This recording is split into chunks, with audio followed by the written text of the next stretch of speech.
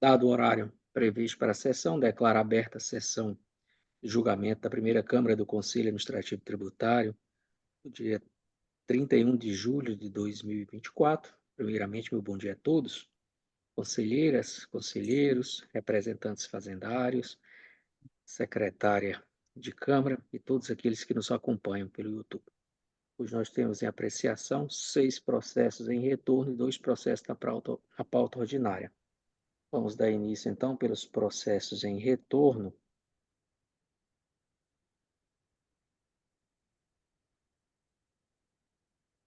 Iniciar, então, pelo processo 4011, 8014, 67036, contendo recurso voluntário 1115/2024, em que é sujeito passivo Rosângela da Costa Brasileiro, representante do sujeito passivo não se faz presente, representante da Fazenda Pública, doutor Ivonaldo Francisco, relator do processo, o conselheiro Moisés. Quando em condições, o relatório, por gentileza, doutor Moisés. Bom dia, senhor coordenador. Bom dia, conselheiras, conselheiros, representantes fazendários, secretária Rayane e a todos que nos acompanham pelo YouTube. Senhor coordenador, está transmitindo online? Só estou nessa dúvida porque não apareceu aqui na minha tela.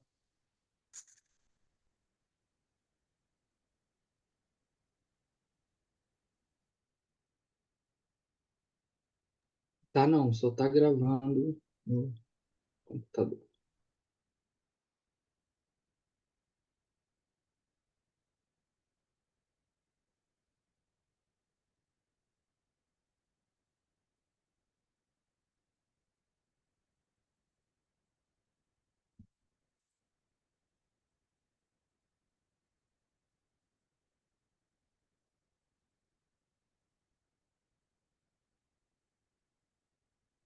Senhor coordenador, está sem áudio? Colocando para transmitir, mas infelizmente não tá. Ele pausa aqui na transmissão. Pausada, acho que está com o último problema da sessão do dia 29, salvo engano. Então a gente vai continuar a sessão. Posteriormente eu peço para enviar o arquivo aí para deixar gravado lá no YouTube. Então vamos iniciar então o processo já anunciado. E doutor Moisés, então. Obrigado, doutor Cícero. Então, descreve o lançamento que o sujeito passivo emitiu e registrou as notas fiscais de números 26, 27, 49, 50, 51 e 66 no livro de registro de saídas, referentes a operações interestaduais com aves, sem o débito do ICMS constante do documento fiscal, conforme demonstrativo da auditoria básica do ICMS, cópia das notas fiscais, do livro de registro de saída e apuração. Dessa forma, suprimiu o pagamento do imposto na importância de R$ 69.684,48. Indicado como dispositivo legal infringido, o artigo 64 da Lei 11.651, combinado com o artigo 316, inciso 4C do RCTE. A penalidade proposta foi do artigo 71, inciso 3, a linha E, do CTE, com redação da Lei 17.917 de 2012.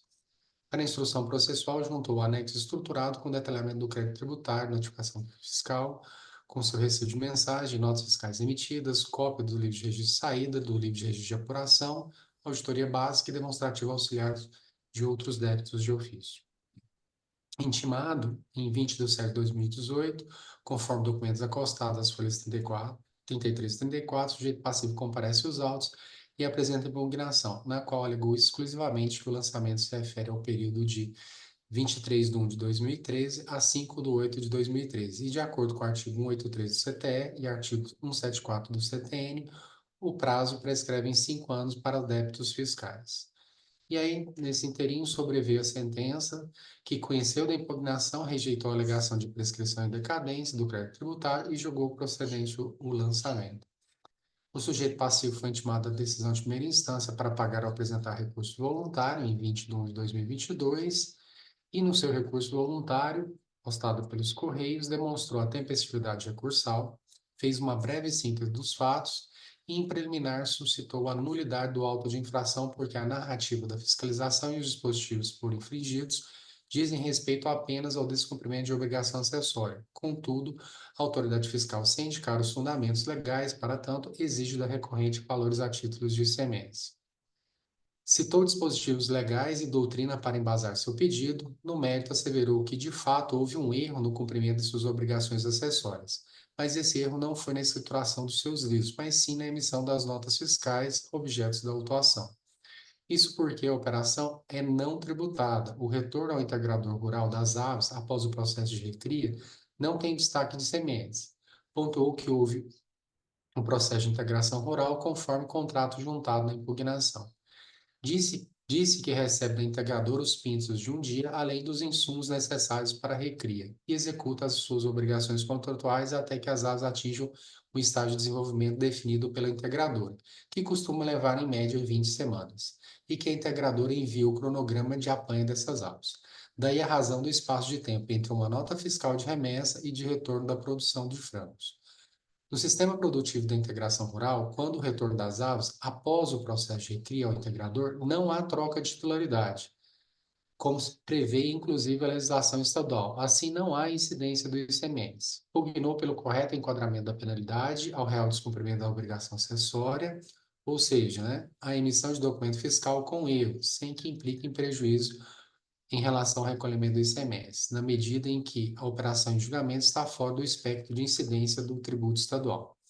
Pediu pelo reconhecimento da impossibilidade de aplicação de juros sobre a multa, tal qual havido na autuação combatida. Requeriu a reforma da decisão recorrida para declarar a nulidade do lançamento ou, no mérito, a improcedência do auto de infração, subsidiariamente a adequação da multa e, por fim, afastar os juros incidentes.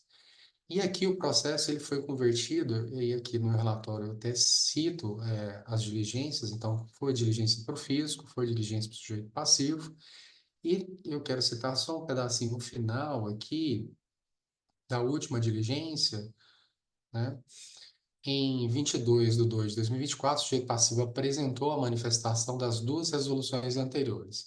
Afirmou que as notas fiscais número 26, 27, 49, 50 e 51 foram emitidas com CFOP 6949 e a indicação da operação como retorno e recebida pela integradora na condição de outras entradas não especificadas. Fato que corrobora que as operações se referem à parcela de propriedade da integradora. Apenas a nota fiscal número 66, correspondente à parcela de propriedade da requerente, razão pela qual foi emitida com CFOP 6101 e recebida pela integradora na condição de compra para industrialização. Requereu pelo cancelamento parcial do auto de infração, pois somente a nota fiscal 66 se refere à parcela de aves de sua propriedade, sujeita à incidência do ICMS.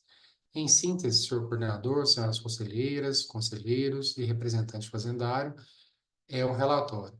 E peço, acho que é uma questão até interessante para antecipar meu voto. Pois não, senhor relator?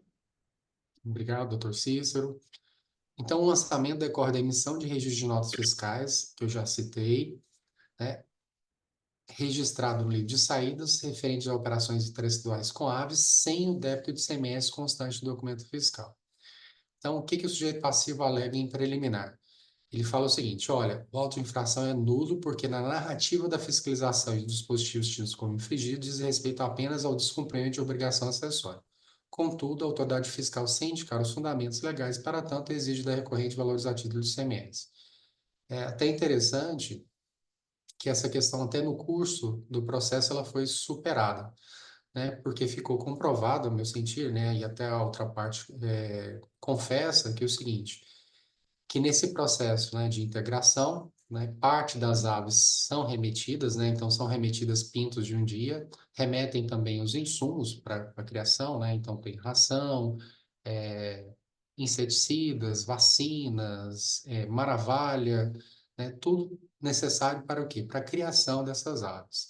E aí, uma parte dessa criação, e no decurso do processo fica bem comprovado, é da integrada. Então, aqui é na porcentagem de 9%, né? Tem um contrato aqui e ela vem reafirmando que a porcentagem é em torno de 9%.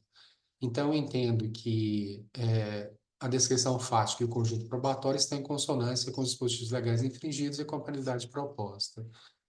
e não há nenhuma incoerência quanto ao descumprimento de obrigação acessória gerar também o descumprimento de obrigação principal de pagamento do imposto. Então, já estou até antecipando um pouquinho aqui a parte do mérito, mas entendo interessante falar disso, né? Que ela confessa, né, que a parte que lhe cabia seria a nota fiscal de número 66 e que essa é uma saída tributada. Então, entendo que não tem nenhuma nulidade, então rejeito, né, o pedido de insegurança da terminação da infração. E aqui vem no mérito, né? E aí eu vou fazer uma pequena leitura do meu voto. Aqui existia uma celeuma sobre se existia ou não a questão da integração. E aí eu fiz questão de verificar nos sistemas fazendários as notas fiscais de saídas emitidas pela Seara Alimentos. Aí aqui eu até peguei o CNPJ da Seara com destino a recorrente. E são, acho que são em torno aqui, acho que de centenas, né, de notas fiscais. E posso até ler aqui, tem as notas fiscais de um pinto de dia, né, fêmea, macho, ração, desinfetante, industrial, detergente, né, trifumurol, ração, diluente de vacina, né? Então tem centenas de documentos fiscais e eu transcrevo esses documentos fiscais com a chave de acesso aqui no voto. E, né, então, esses documentos fiscais vêm ao encontro da argumentação da recorrente, na medida em que os pintos de um dia e os insumos para sua criação, ração, vacinas, maravalha, veneno para insetos, etc., tiveram como remetente a Seara Alimentos. E também, né, eu faço uma tabelinha dessas, vamos dizer assim, desses insumos, né, dessas mercadorias remetidas para o produtor, separando somente os pintos de um dia. E eu chego aqui numa quantidade total de pintos de um dia remetido em torno de 115.180 unidades, 186 unidades. Então é o seguinte, somando, né? Pintos de um dia, fêmea e macho, eu cheguei no total de 115.186. E por que eu fiz esse cotejo? Porque também eu peguei as notas fiscais de retorno. E nas notas fiscais de retorno, eu cito as notas fiscais de retorno aqui, eu cheguei numa quantidade de 100.864. Qual foi o raciocínio que eu fiz? A quantidade retornada, né, vamos dizer assim, foi menor que a quantidade enviada de pintos de um dia. Então, assim, vai o pinto de um dia, se retorna a ave, né? E a quantidade retornada foi menor. E fazendo, eu até fiz aqui uma auditoria específica, né? A gente teria uma auditoria específica aqui em torno de 14.322 aves. E é interessante, pegando lá do contrato, eu fiz até uma questão aqui, né? Pegando o contrato dele, nós teríamos 9% que seria a cota parte que lhe cabia, e deu uma diferença aqui de 3,77 aves. E aí é até interessante, né? O que seria essa diferença de 3,77 aves? Seria justamente o índice de mortalidade. E eu entrei aqui tanto no site da Embrapa, e aí ele comenta aqui como é que os padrões normais, né? Até interessante, eu não sabia. Aceita-se como normal uma mortalidade de até 0,8 na primeira semana e de 0,5 por semana. E aí eu cito aqui o site do Embrapa. E também na folha 110 tem uma tabela de ajuste em função do resultado do lote, tendo um parâmetro de viabilidade de fêmeas da transferência que transita entre 94,5 e 96,49. E aí, fazendo a conversão, até interessante, a gente teria um resultado médio esperado, ficando uma taxa de mortalidade entre 3,51 e 5,5, que está dentro dos parâmetros, né? E aí, eu pontuo uma outra questão aqui, que nas notas fiscais que ele fala que, olha, isso daqui é a parte de retorno, que não é meu valor agregado, no destinatário, essas notas fiscais, né, foram feitas as notas de entrada, então, assim, o produtor rural emite a nota dele, chegando, né, na Seara, lá no Distrito Federal, ela emite as notas fiscais de entrada. Isso tem até previsão normativa na nossa legislação e eu acredito também que deva existir na legislação do Distrito Federal. Então, para nota de produtor rural, é obrigatória a emissão de notas de entrada. E essas notas de entradas foram emitidas e referenciando as notas fiscais do produtor rural. E é importante notar aqui que não houve crédito de ICMS destacado nos documentos fiscais emitidos pela Seara Alimentos, né, nas notas fiscais de entrada, reforçando a tese do recorrente que houve erro no preenchimento do imposto nos documentos fiscais.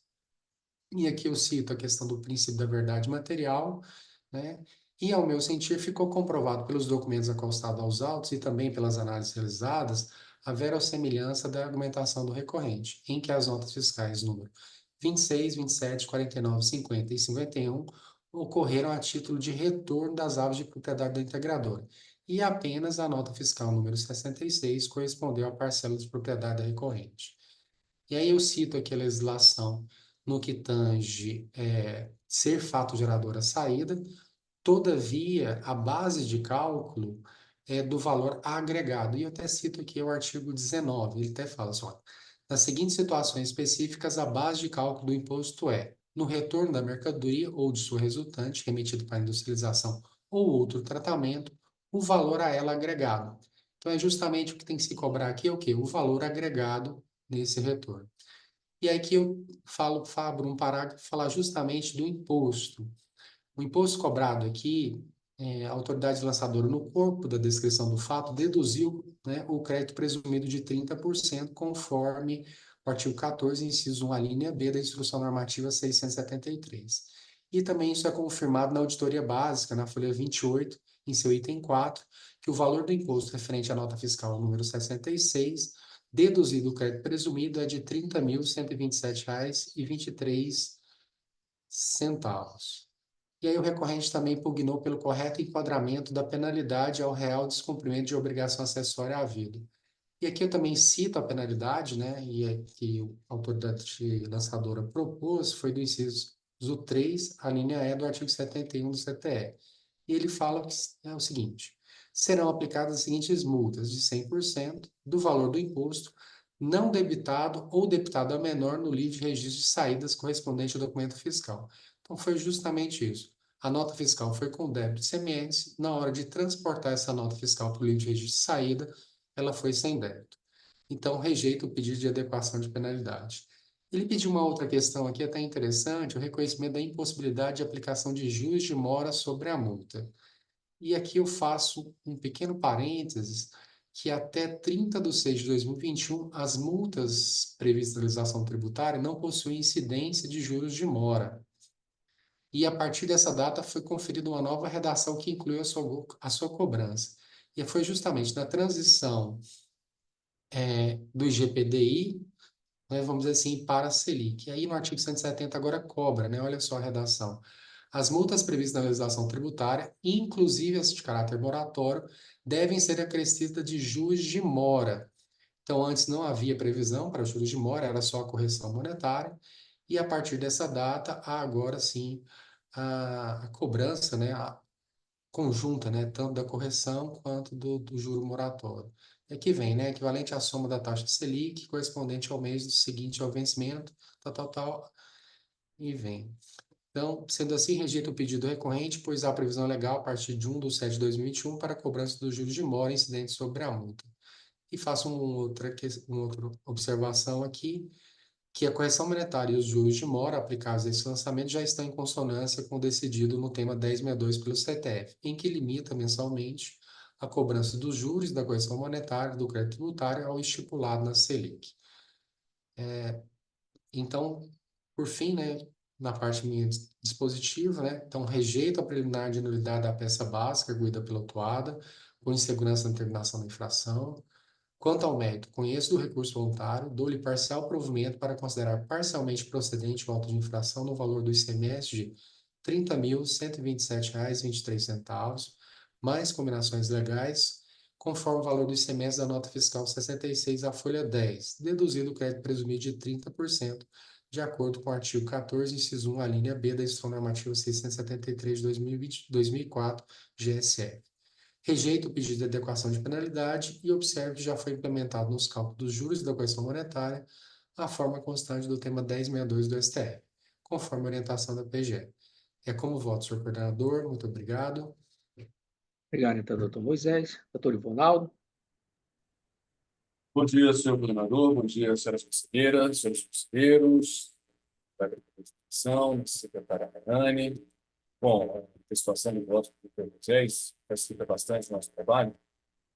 Aqui nesse processo, há sim elementos suficientes para entender o caso que envolve, assim como a lei do sujeito passivo, o caso aqui envolve o sistema de parceria ou integração rural. Aqui no Estado de Goiás, nós temos uma lei que trata dessa questão, que é a Lei 12.975 de 96. Ela regula os projetos agroindustriais de agricultura, mas essa lei ela exige que todos os estabelecimentos estejam situados no Estado de Goiás, portanto, operações internas, operações estaduais. Então, na verdade, não se aplica os termos desta lei. Mas, como trouxe o Dr. Moisés, há elementos suficientes aos que demonstram que realmente foi isso que aconteceu. Temos aqui o sistema de integração agroindustrial, que é o caso do processo.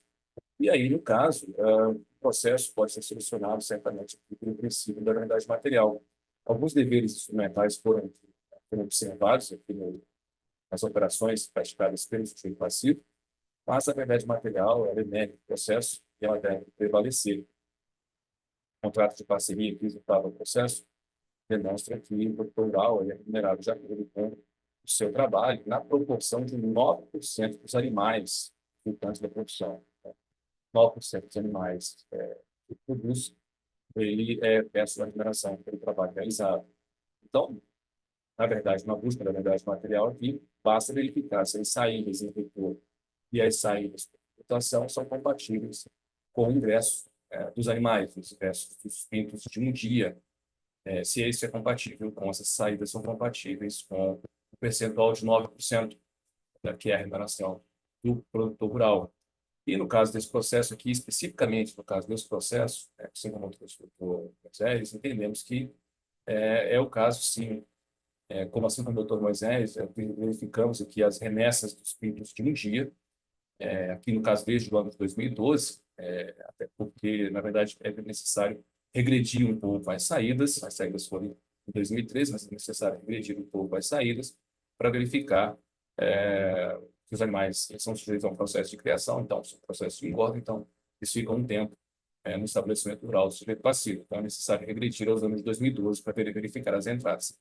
Fizemos isso, então, verificamos aqui o ingresso exatamente de 115.136 produtos de um dia, e uma saída aqui aproximada de 104.347 aves matrizes, já após o processo de criação. Esse foi um retorno aqui sem tributação. A diferença aqui, nesse caso, ela representa cerca de 10.800 aves. E essa quantidade, 10.800 aves, ela está muito próxima aqui dos 9%, que é destinado ao sujeito passivo, contratos de parceria rural, como remuneração pelo seu trabalho. Os 9% representam cerca de 10.300 aves. Como eu disse, a diferença encontrada no nosso cálculo aqui, basicamente na auditoria, o fluxo de entrada e saída de mercadorias, representa 10.800. Então, é 10.800, que seria mais ou menos o correto, para 10.300, que foi o que aconteceu. E aí pode-se avaliar que realmente houve a questão envolvendo a morte de alguns animais, então isso ficou no valor abaixo.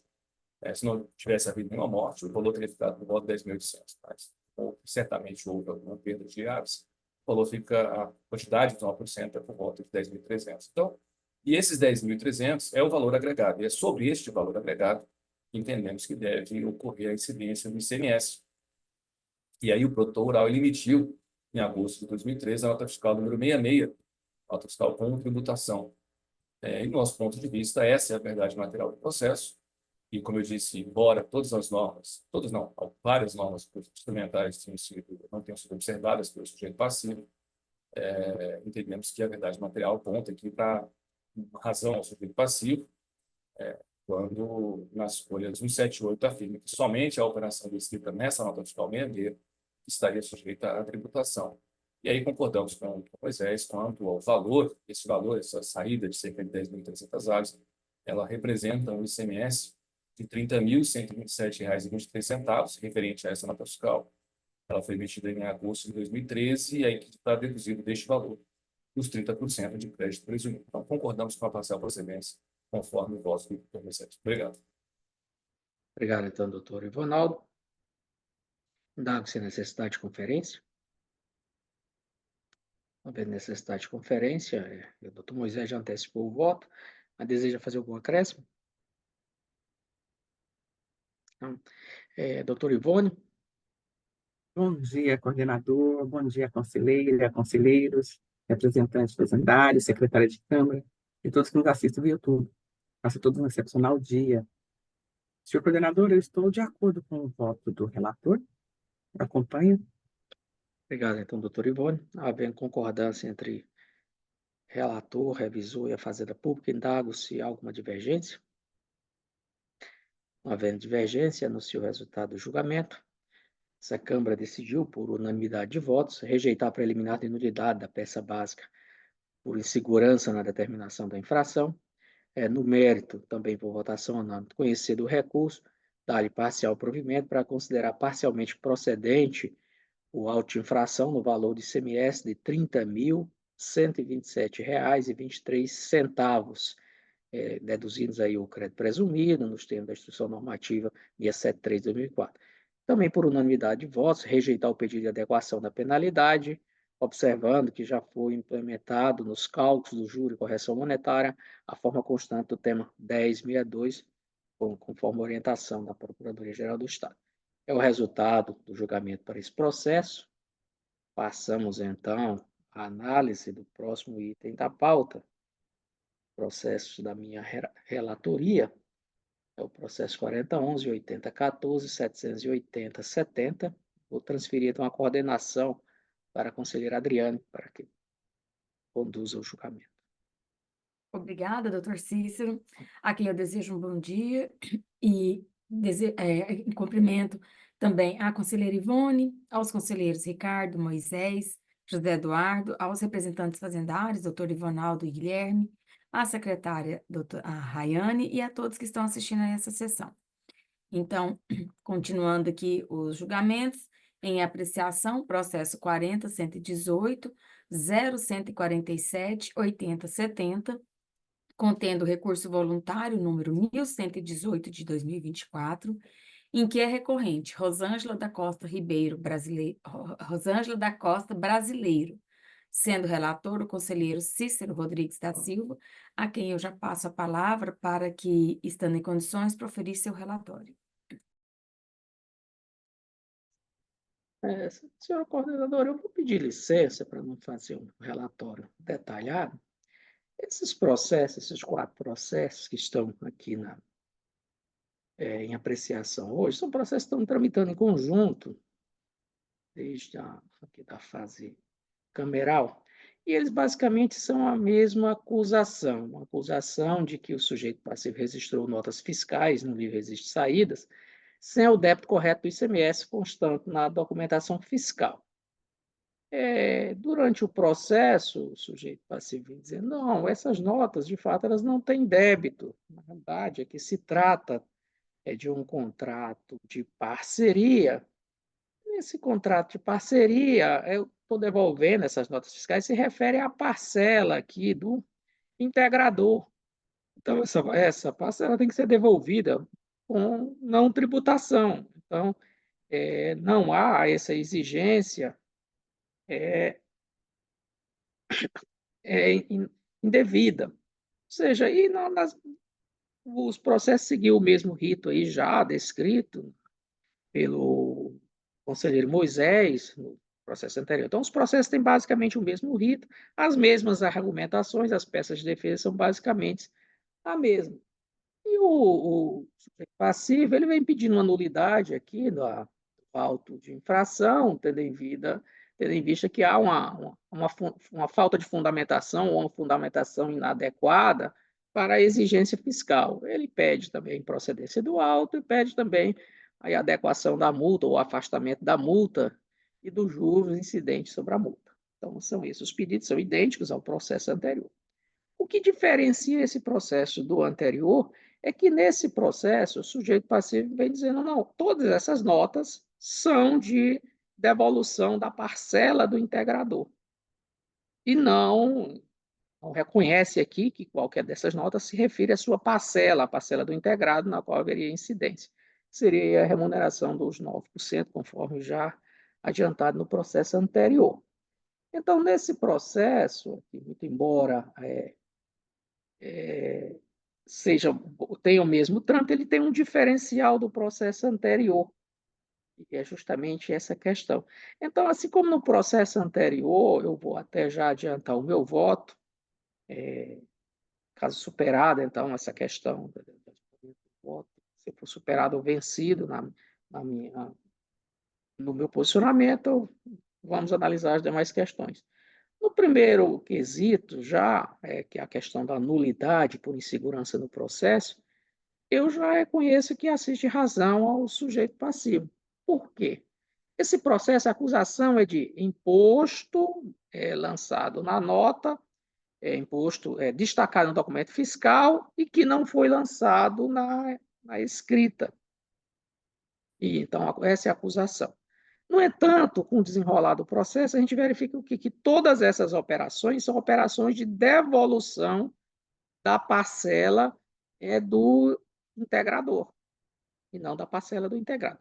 Nessa situação, o tratamento tributário, conforme já adiantado pelo o conselheiro Moisés, seria de tributação de remessa de mercadoria para beneficiamento ou industrialização ou um outro tratamento, como bem salientou o doutor Moisés, lá no artigo 37, inciso 1, a linha aqui do CTE, ele fala ou saídas com mercadorias destinadas à industrialização ou outro tratamento, tais como beneficiamento, classificação, imunização, embalagem, secagem, acasalamento, engorda, criação, desde que o produto resultante do estabelecimento.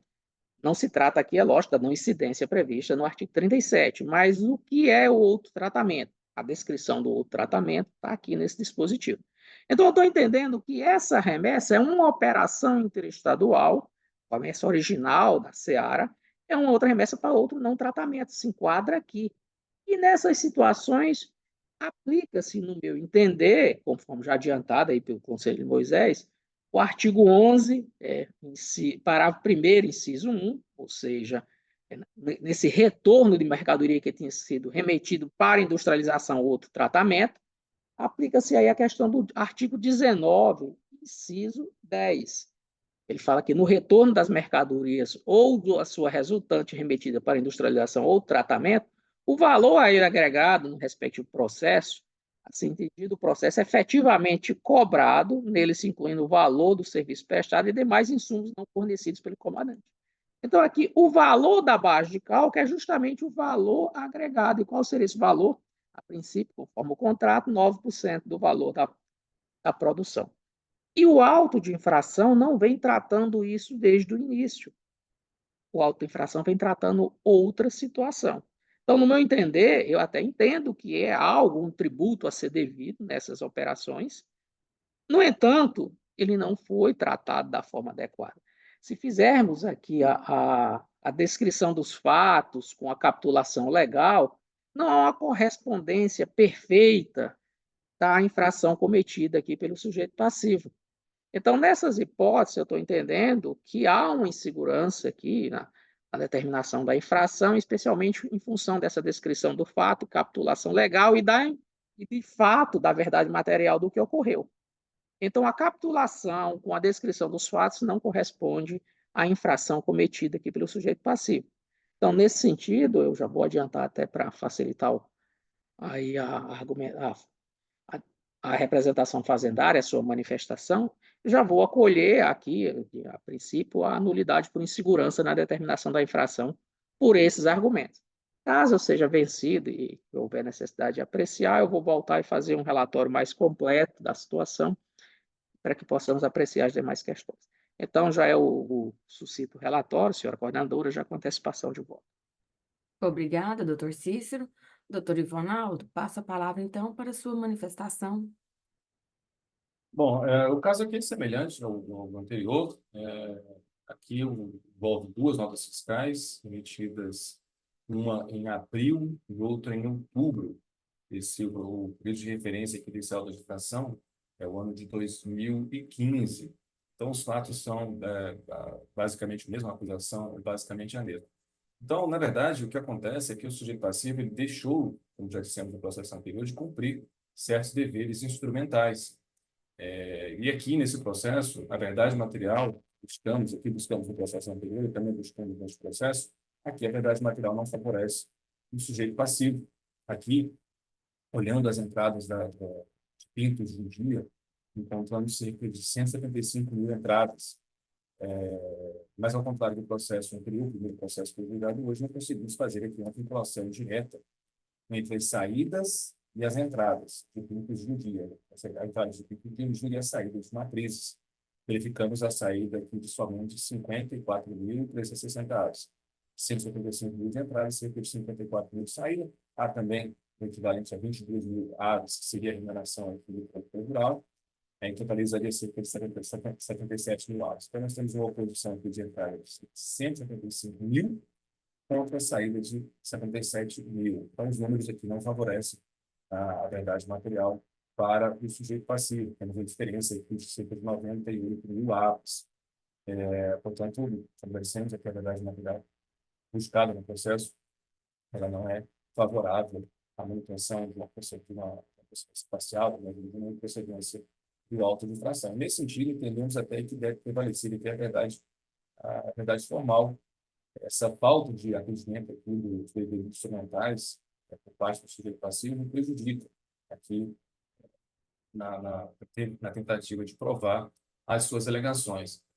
Quanto a respeito da possível nulidade aqui do auto de infração suscitada pelo conselheiro Cícero, entendemos que não é o caso aqui. Esse processo pode ser aqui reconhecido como parcial, como uma procedência total, no caso, porque o sujeito passivo ele emitiu notas fiscais. A acusação registrou notas fiscais, as duas notas fiscais no livro de saída, sem o débito correto do ICMS, constante do documento fiscal.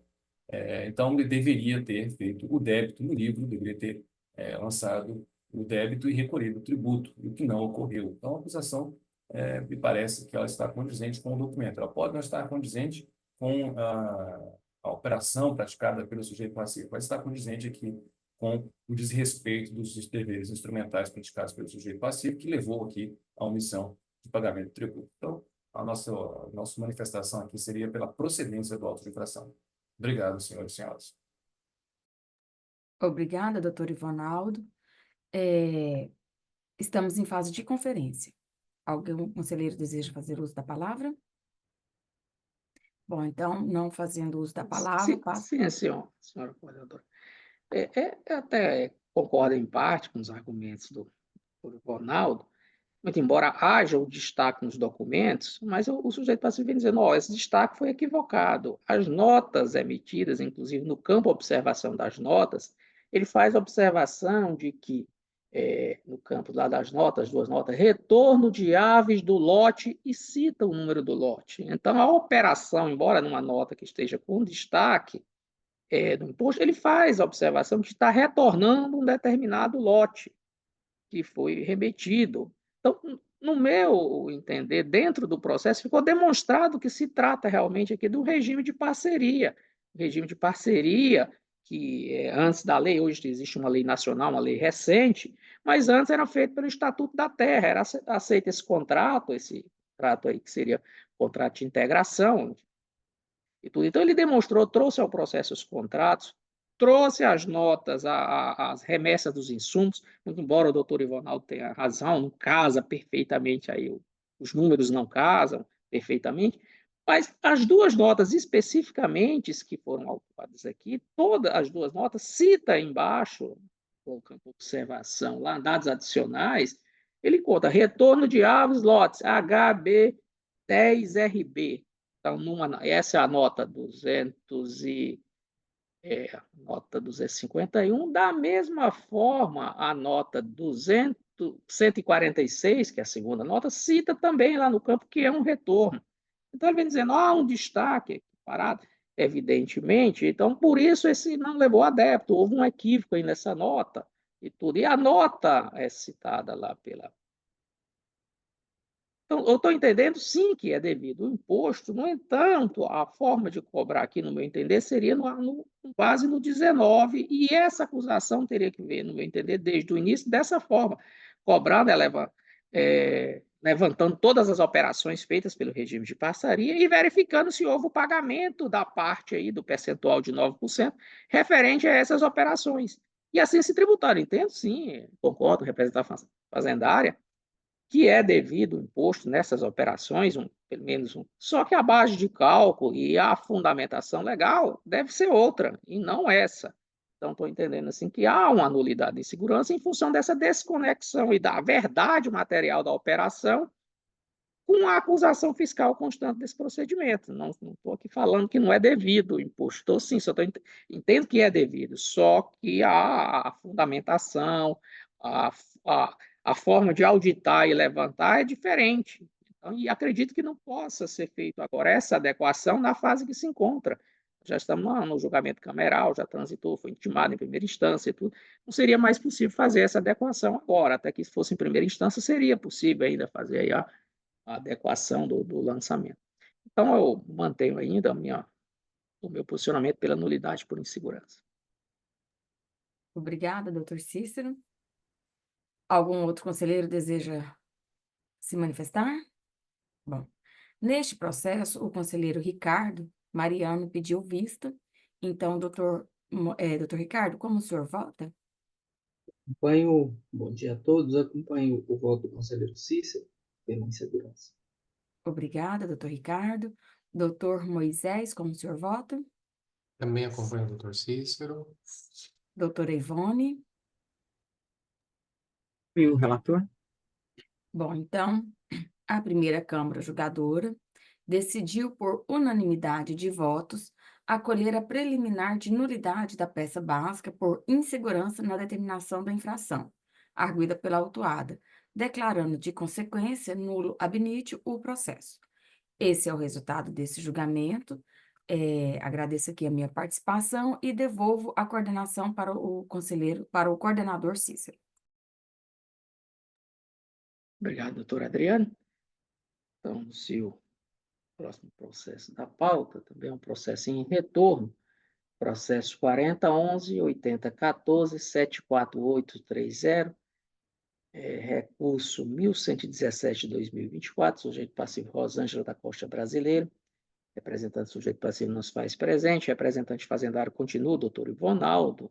O relator do processo é o conselheiro José Eduardo Firmino Mauro, em substituição à conselheira Ivone. Em condições, o relatório. Bom dia, senhor coordenador. Bom dia, doutor Adriane, doutor Ricardo, doutor Moisés. Bom dia, doutor Ivonaldo, representante da Fazenda, secretária Rayane, a todos que nos acompanham. Bom, senhor coordenador, isso aqui também, assim como o processo anterior, né, eu vou pedir vênia para você fazer o relatório completo, tendo em vista esse processo ser idêntico, né, praticamente ao processo anterior que acaba de ser votado, né, distingue apenas em relação aos documentos fiscais. Aqui autuado, nesse daqui, são três documentos fiscais, né, no 67, 70 e 73, que foi registrado no livro de registro de saídas sem o débito do ICMS. Então, isso aqui também é relativo a esse processo aí de integração e da mesma forma, no anterior, eu entendo pela nulidade aqui. Então, desde já, eu gostaria de pedir a extensão do que for decidido no processo anterior, e caso esse não seja o entendimento, após eu faço o relatório completo. Então, pela extensão, senhor vereador. Obrigado, então, doutor José Eduardo, doutor Ivonaldo. Bom, senhores, assim, como esses processos aqui estão sendo solucionados, do nosso ponto de vista, pela busca da verdade material, não pelo consto do processo, entendemos aqui que, de fato, todos os processos, a alegação é de contratos de parceria.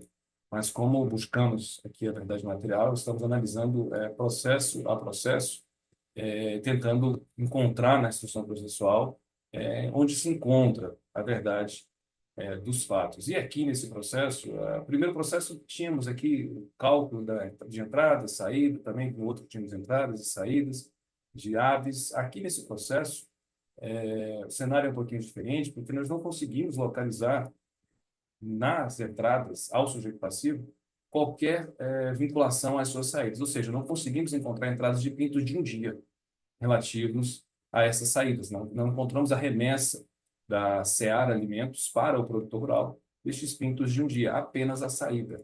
E localizamos aqui 3 notas fiscais emitidas pela Seara Alimentos, notas fiscais de entrada, né, da Seara Alimentos, e essas notas fiscais de entrada estão vinculadas a essas 3 notas fiscais de saídas aqui que foram emitidas pelo sujeito passivo. E lá nas notas fiscais de entrada da Seara, há o destaque integral do ICMS. Então, por falta aqui, se foi ou não foi o contrato de parceria, se essas aves foram ou não foram remetidas para o destinatário, os pintos de um dia foram ou não remetidos para o destinatário, para o produtor goiano, não há essa informação no processo. Então, o que temos aqui são notas fiscais de entradas emitidas pela Seara, vinculadas a essas 3 notas fiscais, onde há o destaque do ICMS pela alíquota de 12%. Então, no nosso ponto de vista, como o sujeito passivo não conseguiu demonstrar e comprovar aqui que foi um contrato de parceria, que essas operações decorreram de um contrato de parceria, entendemos que deve ser mantido aqui o auto de infração, corroborando aqui, sustentando nessas notas fiscais emitidas pela Seara, que são notas fiscais tributárias. Então, aqui, diante da falta de provas trazidas pelo sujeito passivo, entendemos novamente que vai prevalecer aqui a verdade material, e a verdade material que surge aqui desse processo, no nosso ponto de vista, é operação tributária. Então, aqui a nossa manifestação seria pela procedência também, entendendo os fundamentos do doutor José Eduardo quanto à extensão. Obrigado, senhores. Obrigado, então. Doutor Ivonaldo, indaga-se a necessidade de conferência. Doutor Cícero, só me posicionando aqui, porque eu vou votar com o conselheiro José Eduardo, mas aqui na folha 8 do processo, o que nós temos é as 3 notas fiscais, a relação das 3 notas fiscais, né, 67, 70 e 73, que foram as autuadas, e logo em seguida tem a 86. E conforme o processo anterior, as 3 notas que foram autuadas, elas também estão constando como retorno. E a nota seguinte, que é a nota total, que aparentemente é a nota total, com o destaque do ICMS. E aqui nós estamos falando de nulidade, e conforme colocado também nos processos anteriores, nós não estamos falando que não é devido. O que nós estamos falando é que a descrição do fato não está condizente com a documentação incluída no processo. Então, esse é o nosso voto. Então, eu também entendo aqui pela nulidade, porque realmente, ainda que o sujeito passivo não tenha conseguido comprovar, a informação que a representação fazendária está nos trazendo não está constando do processo, nem mesmo após a diligência feita. Então, se não está no processo, não tem como nós sabermos, não tem como verificarmos esses dados, né, das saídas ou das entradas do pinto de um dia. Então, é só para título de informação, doutor Cícero. Encerrar a fase de conferência, alguém deseja se manifestar? Doutor Zé Eduardo? Nossa, vereador, eu, né, reitero a extensão, né, desse processo que foi anteriormente, né, seria pela nulidade do órgão. Então, mantém pela extensão.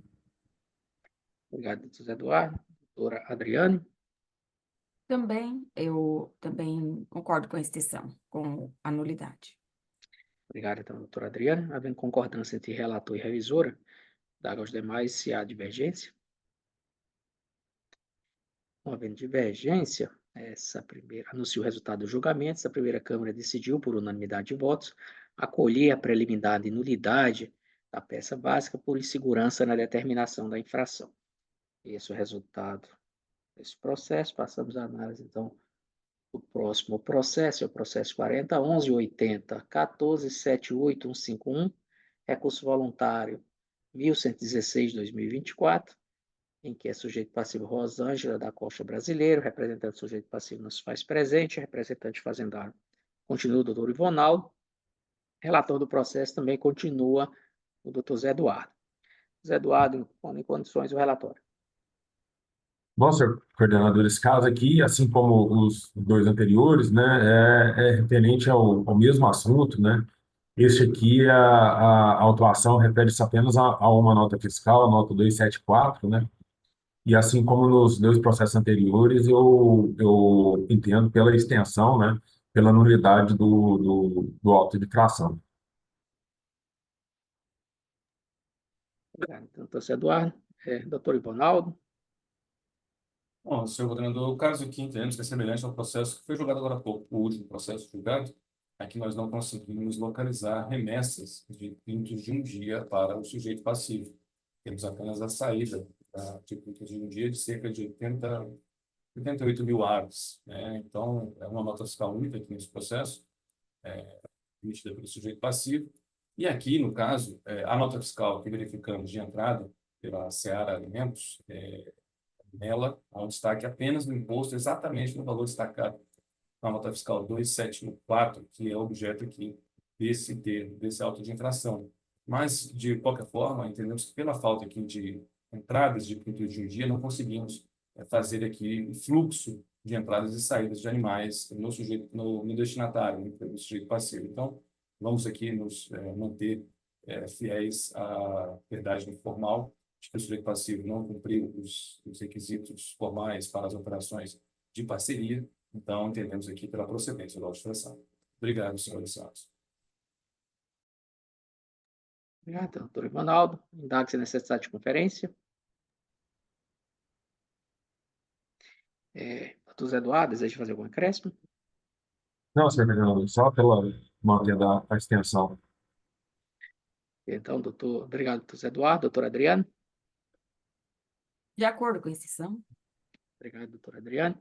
Pede concordância entre relator e revisor. Indaga-se a divergências.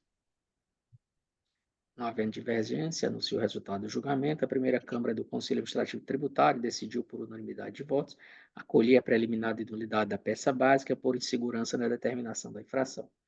Esse é o resultado do julgamento para esse processo.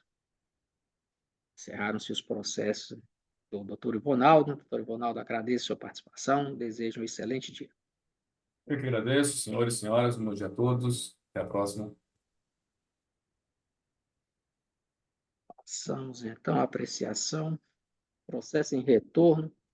Processo 4012-1015-37706, contendo recurso ex officio voluntário 1718/2024, que são recorrentes Fazenda Pública Estadual e Proremédio Distribuidora de Produtos Farmacêuticos. Representante do sujeito passivo não se faz presente. Representante fazendário, doutor Guilherme Moraes. Meu bom dia. Relator do processo, o conselheiro Ricardo de Souza Santos Mariano. Põe em condições o relatório, por gentileza. Coordenador, peço o vênia para deixar de fazer o relatório e passar a proposta de resolução. Eu já vou fazer a leitura dos considerandos, para caso seja aprovada, seja considerada então lida e aprovada. Considerando que esse lançamento aqui ele decorre de uma auditoria específica de mercadorias realizada sobre os registros da EFD, no período de 2016, segundo a qual o sujeito passivo efetuou saída de mercadorias sujeitas ao regime normal de tributação, valor de R$ 10.336.905,16, sem emissão dos documentos fiscais próprios e, consequentemente, sem os registros fiscais dessas operações, implicando falta de pagamento do ICMS sobre as mesmas no valor de R$ 1.753.320,67, considerando que, em seu recurso voluntário, o sujeito passivo reitera a alegação de falhas na auditoria, considerando que, em uma análise do arquivo 000, cito o nome do arquivo, juntado ao processo pela autoridade lançadora, verifica-se que alguns produtos apresentaram omissão de entrada e saída. Segue, então, uma lista das inscrições mais relevantes dessas omissões de entrada e saída constantes dessa lista. E cito todas todas essas mercadorias. Considerando que, muito embora os argumentos defensórios não guardem uma correlação muito estreita com a auditoria que culminou no lançamento, o sujeito passivo não tem, e o sujeito passivo não tem apresentado um contra-levantamento para contrapor esse resultado da auditoria apresentado pela fiscalização e tem apresentado sua FD com falhas por sua inobservância de obrigação acessória para preenchimento da FD, respeito ao princípio da verdade material, verifica-se a necessidade de se proceder ao saneamento dessa auditoria, considerando a necessidade de se uniformizar as unidades de medida utilizadas para as entradas e saídas das mercadorias, conforme o manual de auditoria, considerando o agrupamento de mercadorias que guardem similaridade com a descrição, como as constantes dos exemplos citados no considerando anterior, isso pode favorecer, então, uma análise mais acurada das operações realizadas pelo sujeito passivo, considerando que, nesse contexto, torna-se indispensável a realização do saneamento dos dados da FD, considerando que, em pese o zelo e a acuidade com que foi realizado o trabalho fiscal corretamente procedido a partir das análises, a partir das informações prestadas pelo sujeito passivo, nesse FD, crédito tributário deve gozar de certeza e liquidez, considerando que nessa fase processual se encerra a possibilidade de provas e realização de diligências, considerando os princípios da verdade material, resolve notificar o sujeito passivo, concedendo-lhe prazo razoável para apresentação da documentação requerida, em prazo não inferior a 30 dias, para apresentar de forma objetiva, completa e definitiva os documentos a seguir relacionados. Contra-levantamento de igual teor ao apresentado pela auditoria para demonstrar a conclusão das omissões de saídas de mercadoria do período, relacionar todos os itens de mercadorias que julga terem sido incorretamente computados na auditoria em razão de suas falhas de escrituração relativamente aos códigos, descrições das mercadorias e unidade de medidas, apresentando para cada item impugnado respectivo código, descrição e unidade de medida pertinentes, considerando, e ainda determina, aliás, em caso de outras inconsistências não citadas anteriormente, apresentar essas outras em relação específica de todos os casos, a critério do auditor revisor, caso entenda pertinente e útil para a realização dessa revisão, requer a apresentação de outros documentos que possibilitem a melhor identificação dos códigos, das descrições, das unidades de medidas, tais como os arquivos digitais mensais, arquivos digitais mensais em formato TXT, no layout exigido no registro 0220, e ainda que o sujeito passivo não apresente a documentação requerida por meio da notificação, que seja, então, o lançamento revisado, procedendo aos ajustes, agrupamentos e conversões possíveis, distraindo-se de pequenas diferenças relativamente aos itens com descrição similares e códigos diferentes, as unidades de medida distintas para a mesma mercadoria, e se dentre os itens autuados não há mercadorias destinadas ao uso e consumo. Apresentar uma nota explicativa dessa revisão e, caso queira, apresentar outras informações e documentos que julgar pertinentes. É essa a proposta, senhor coordenador. Com intimação, então, posterior ao sujeito passivo para sobre esse resultado se manifestar. Obrigado, então, doutor Ricardo. Doutor Guilherme. Bom dia, senhor coordenador. Em nome de quem eu cumprimento as demais conselheiras, demais conselheiros dessa Egrégia Câmara. Meu bom dia também à secretária Rayane, ao conselheiro José Eduardo, que aguarda seu processo, e demais pessoas que, porventura, nos acompanham via YouTube. Senhor coordenador, realmente a proposta do conselheiro Dr. Ricardo é, sim, adequada, pertinente para o caso concreto, porque quando se analisa o levantamento, vê-se que, embora o sujeito passivo não tenha sido, vamos dizer, não tenha sido completo em suas alegações e apresentado um contra-levantamento, como bem disse o nobre relator, mas pode-se ver que a presença de mercadorias com as descrições extremamente próximas, e quando da ocorrência de omissão de entrada e omissão de saída, e muitas das vezes ocorreu nas mesmas quantidades, se tem que realmente a depuração do levantamento se faz necessária para que se chegue aí à verdade real dos fatos e, efetivamente, quais as mercadorias que houve diferença, seja de omissão de entrada, seja mercadorias e nas quantidades exatas. Nesse sentido, é bastante pertinente o encaminhamento proposto pelo conselheiro relator, com o qual concorda a representação fazendária. Obrigado. Obrigado, então, doutor Guilherme. Indago-se a necessidade de conferência. Não havendo necessidade de conferência, doutor Ricardo, deseja fazer algum acréscimo?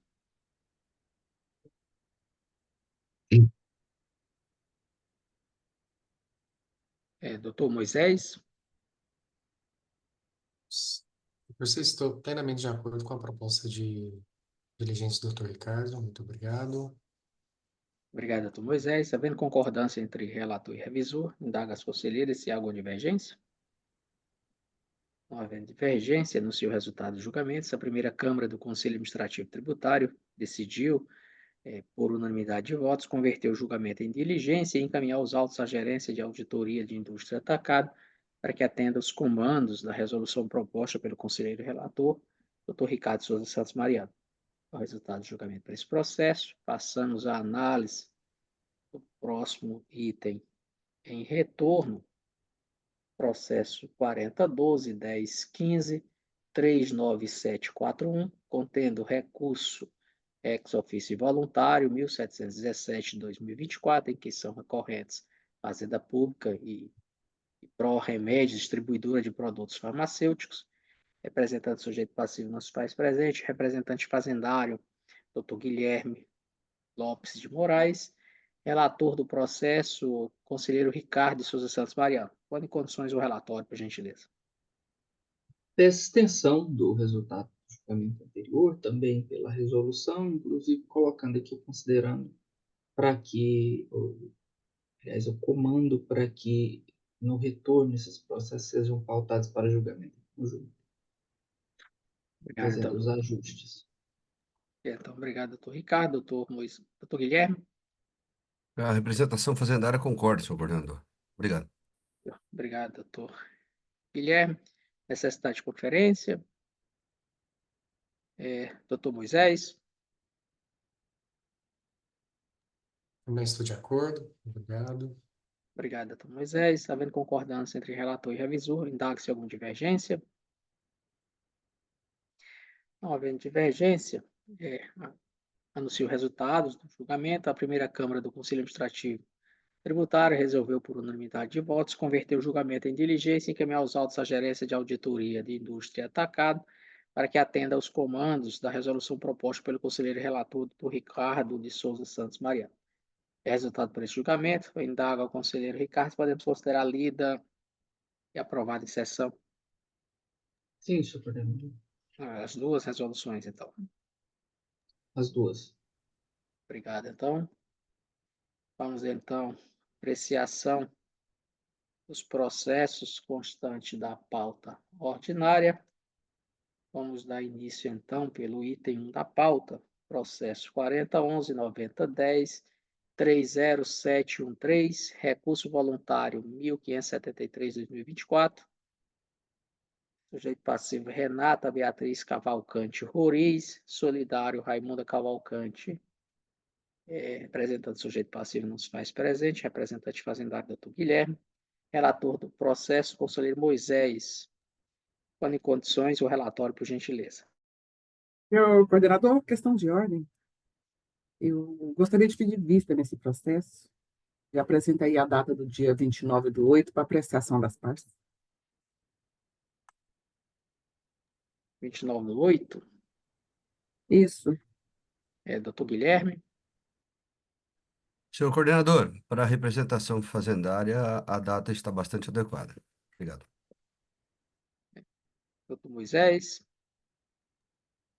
Também estou de acordo. Obrigado.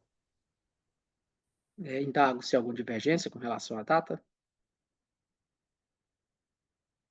Então, tendo em vista então, a solicitação da vista da conselheira Ivone, fica determinado então o retorno do processo para o dia 29 de agosto.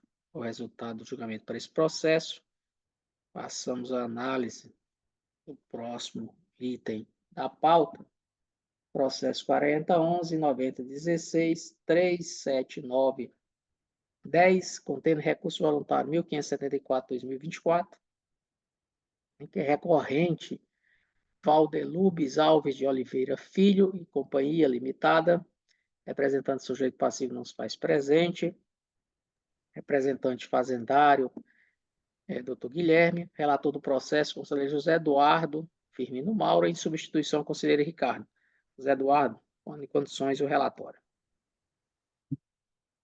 Bom, senhor vereador, eu gostaria de cumprimentar o doutor Guilherme, que não havia comentado por esse período. Esse caso aqui, constitui sujeito passivo, ele deixou de providenciar, a partir de maio de 2014, a autenticação dos livros fiscais de registro de entradas e registro de inventário, escriturados por sistema eletrônico de processamento de dados.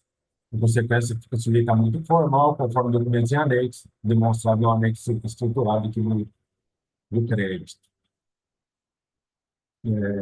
Se passa notificado, apresentou sua impugnação inicialmente, e questionou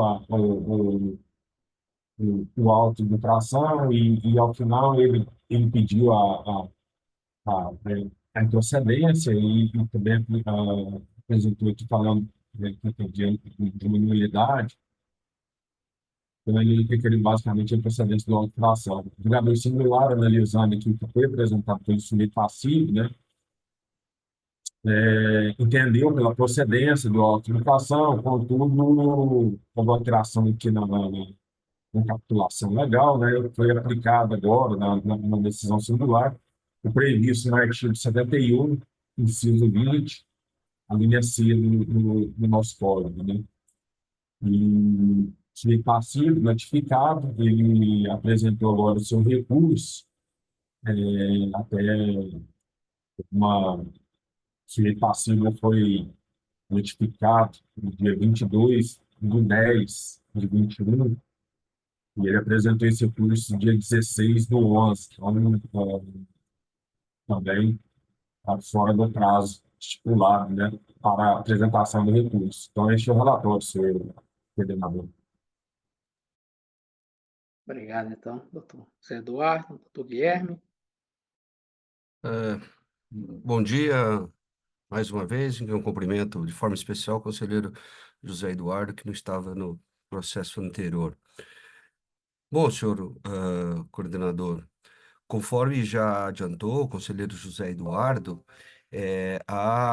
houve aqui na tramitação processual, ficou caracterizada a entrega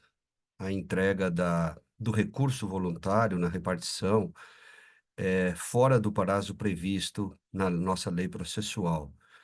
Pode-se ver isso no termo de recebimento número 11.668, as folhas 38 do processo, cujo recebimento se deu no dia 16 de novembro de 2021.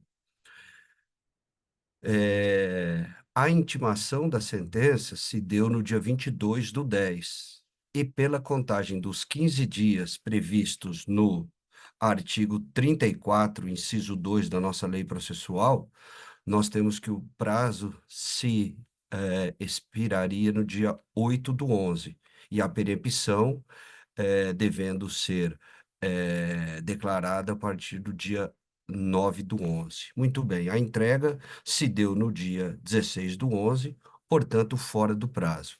Então, de forma primária, a representação entende que,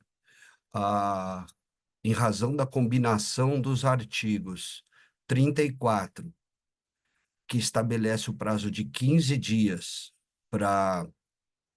da intimação da sentença para apresentação de recurso, com o artigo 28, parágrafo 4º da Lei Processual, salvo o melhor juízo, a, a Câmara deve, e aí essa é a palavra que se encontra, ou seja, a Câmara deve julgar peremptos as impugnações e os recursos. Muito bem, e é isso que se pede no presente processo, que essa Câmara declare, perdão, peremptos essas impugnações dos recursos, conforme estipulado no artigo 28 da nossa lei processual. Caso isso seja vencido, situação em que entende esse representante que não deveria ocorrer, mas caso se entenda pela não declaração da perempção, pede esse representante fazendário que o processo seja declarado, que seja julgado procedente, uma vez que ficou devidamente caracterizado o descumprimento da obrigação acessória de registro dos livros. Não há que se falar em qualquer decadência, porque, por exemplo, em relação ao livro de 2013, o contribuinte tem 120 dias, ou seja, até o final do mês de abril do mês seguinte, do exercício seguinte, para fazer essa autenticação. Por isso é que, quando se analisa o auto de infração, vê-se que a concretização, a formalização da infração exatamente se dá a partir do dia 1º de maio do exercício seguinte. Muito bem, nesse sentido, e tratando-se de penalidade, tem-se a aplicação do artigo 173, inciso 1 do CTN, o que nos leva a afirmar e a concluir que não há que se falar aqui, no caso, em decadência. Eu só estou trazendo essa questão porque pode vir a lume essa discussão, mesmo aí não sendo trazida pelo sujeito passivo. O sujeito passivo traz uma instrução, a Instrução Normativa 1445, que deu um pouco mais de prazo para as empresas do Simples Nacional que, porventura, não tenham cumprido com essa obrigação tributária acessória. Porém, esse prazo ele não abrange situações em que já se encontrasse formalizadas as infrações, devidamente penalizadas as empresas, o que viria. Então, a empresa ela traz mais prazo, mas não tem o condão, a força jurídica de anistiar as situações de contribuintes que, porventura, já tenham sido autuados. Nesse sentido, preliminarmente se pede pela perempção e, caso esse ponto seja vencido e se parta para a discussão do mérito, que o auto de infração seja considerado aí procedente. Obrigado, senhor coordenador. Obrigado, então, doutor Guilherme. Indaga-se a necessidade de conferência? Não havendo necessidade de conferência. Doutor Zé Eduardo?